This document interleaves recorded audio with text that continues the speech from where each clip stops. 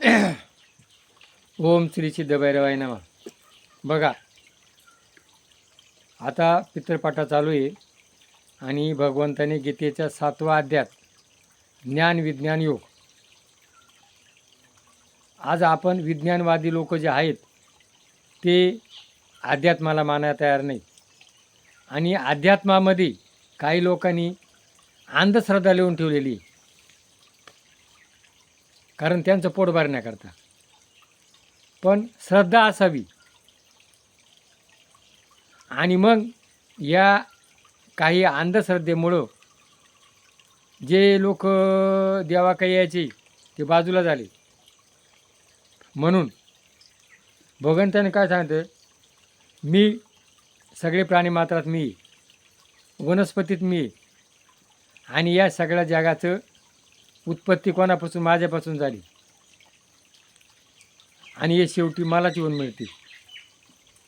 म्हणून त्याला जे मिळलेले लोक आहेत त्यांच्या आत्म्याला शांती होण्याकरता हे पिंडदान केलं जातं. आणि या पिंडदानाचा हेतू वनस्पती वाढण्याकरता जो कावळा आहे, तो कावळा जोपासला जावा, प्राणीमात्र जोपावले जावा, प्राणीमात्राला अन्न मिळावं, हा मुळात हेतू. आणि मग दुसरं, आज एकादशी.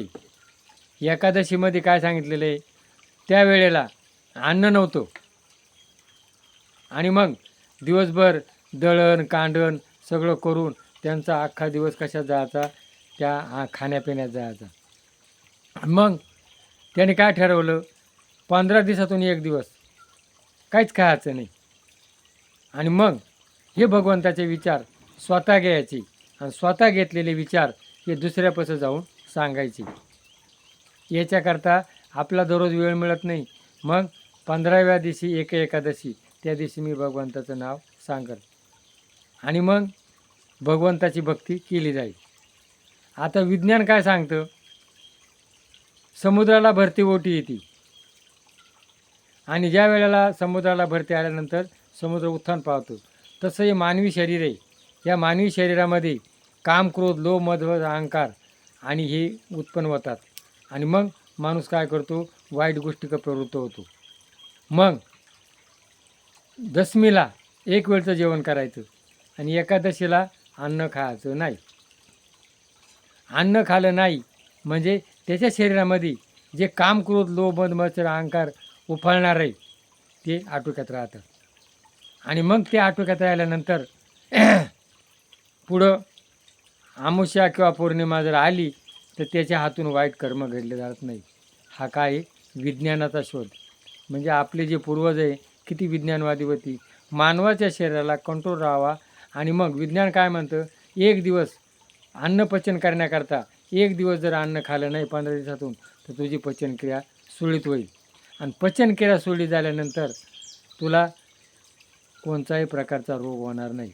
म्हणजे एकादशीमध्ये काय आहे, अध्यात्म आहे आणि विज्ञान आहे. पण तुकाराम महाराज सांगितलं, येळमाळ चर पण एकादश कर.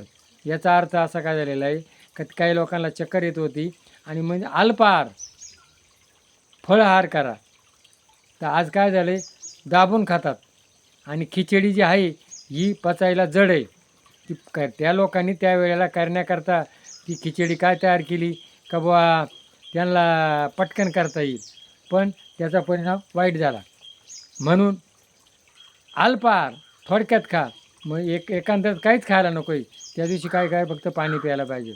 पाणी प्या, भगवंताचे चिंतन करा. तुमचं मन, बुद्धी, तुमचे 6 विकार आहे हे आटोक्यात राहतील. म्हणून तुळशीची माळ घाला, विठ्ठलाचं नाम जपा आणि एकादशी एक दिवशी मी भगवंताचं नाव स्वतः घेईल आणि दुसऱ्यापर्यंत जाऊन सांगल. हे सांगण्याचं नाव म्हणजे एकादशी. ती एकादशी खऱ्या अर्थाने पांडुरंगशास्त्री आठवलेनी खरी एकादशी समजवली आणि तिचं मत होते. आजही स्वाध्याय बंधू त्या दिवशी एक दिवशी स्वतः घरातलं काम सोडून आणि दुसऱ्यापर्यंत जातात आणि भगवंताचे विचार सांगतात.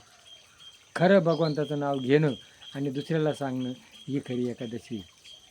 पण आज आपण काय केले, पाठीभर खिचडी खायची, पाठीभर फळाचं करायचं, धरली एकादशी. ती एकादशी विज्ञानालाही मान्य नाही आणि अध्यात्माला मान्य नाही.